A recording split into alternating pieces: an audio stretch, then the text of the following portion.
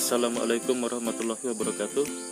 Dan selamat pagi anak-anak siswa-siswi kelas 9 SMP Negeri 47 Samarinda dimanapun kalian berada. Pada kesempatan pembelajaran PPKN saat ini kita memasuki materi terakhir, yaitu materi bab 6 tentang bela negara dalam konteks Negara Kesatuan Republik Indonesia. Mudah-mudahan materi ini bisa menjadi pelengkap dari materi PPKN sebelumnya untuk menjadi pondasi dalam kalian mempelajari PPKN pada jenjang pendidikan yang lebih tinggi nantinya. Baik anak-anak, selamat belajar. Baik, kita masuk ke materi bab 6, yaitu bela negara dalam konteks Negara Kesatuan Republik Indonesia. Tujuan pembelajaran kita pada pembelajaran PPKN saat ini adalah melalui video pembelajaran ini, siswa dapat yang pertama, menjelaskan makna bela negara dengan benar. Yang kedua, menjelaskan peraturan perundang-undangan yang mengatur bela negara dengan baik. Nah, jadi ada dua materi yang akan kita bahas pada pembelajaran saat ini, yaitu A. Makna bela negara, dan B. Dasar hukum bela negara. Mari kita baca dulu sebuah quote dari Presiden Amerika John F. Kennedy yang mengatakan, "Jangan tanyakan apa yang dapat dilakukan oleh negaramu untukmu, tapi tanyakan apa yang bisa kamu lakukan untuk negaramu." Luar biasa, sebuah quote dari Presiden Amerika John F. Kennedy. Apa itu bela negara? Bela negara adalah upaya setiap warga negara untuk mempertahankan negara kesatuan Republik Indonesia dari segala bentuk ancaman. Apalagi kita tahu bahwasanya negara kita itu merdeka bukan karena hadiah dari penjajah Belanda maupun Jepang, tetapi ini adalah hasil dari perjuangan bangsa Indonesia sendiri. Selanjutnya kita masuk ke materi yang kedua, B, yaitu peraturan yang mengatur bela negara. Di sini ada 3 peraturan yang akan kita angkat. Yang pertama, Undang-Undang Dasar Negara Republik Indonesia tahun 1945. Yang kedua, ketetapan MPR. Yang ketiga, undang-undang. Mari kita bahas satu persatu. Yang pertama, Undang-Undang Dasar 1945. Nah, hal ini kita bisa angkat 3 pasal yang berkaitan dengan bela negara.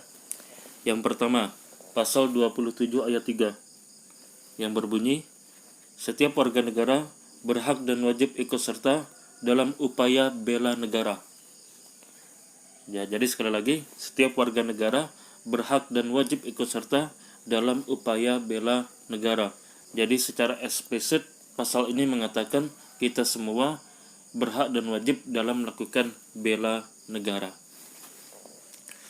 Lalu kemudian diperkuat lagi dengan pasal 30 ayat 1 yang berbunyi, tiap-tiap warga negara berhak dan wajib ikut serta dalam usaha pertahanan dan keamanan negara.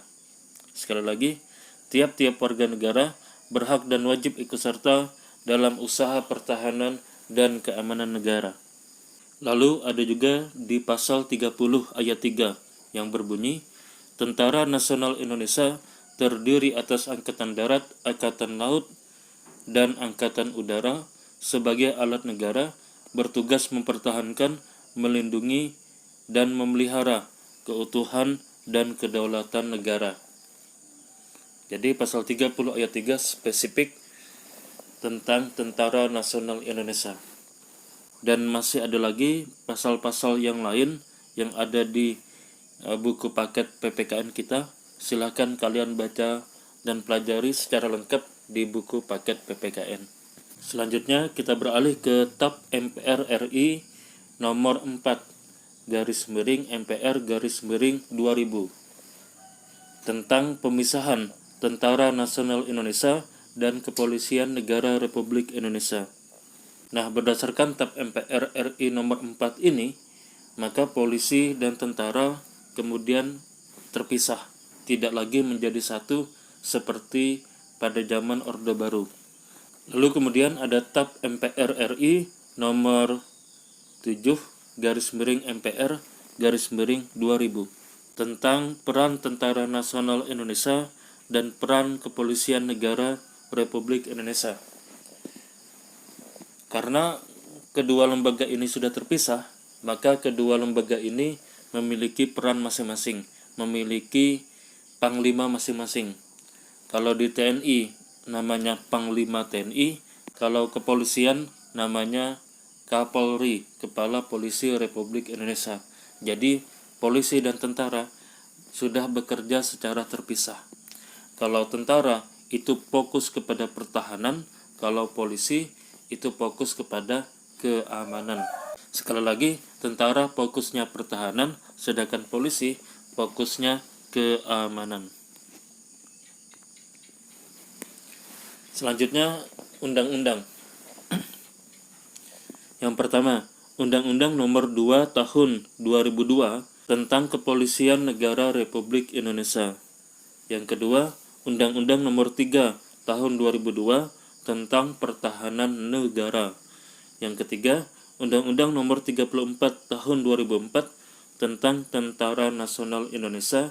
Dan yang terakhir, Undang-Undang Nomor 39 Tahun 1999 tentang Hak Asasi Manusia, terutama pada pasal 68 yang menyatakan bahwa setiap warga negara wajib ikut serta dalam upaya pembelaan negara. Baik, demikianlah anak-anak materi pembelajaran kita, materi bab 6 bagian A dan B. Dan insyaallah pada pekan berikutnya kita akan tutup dengan materi bab 6 bagian C dan D. Kita akhiri dulu pembelajaran saat ini. Wassalamualaikum warahmatullahi wabarakatuh.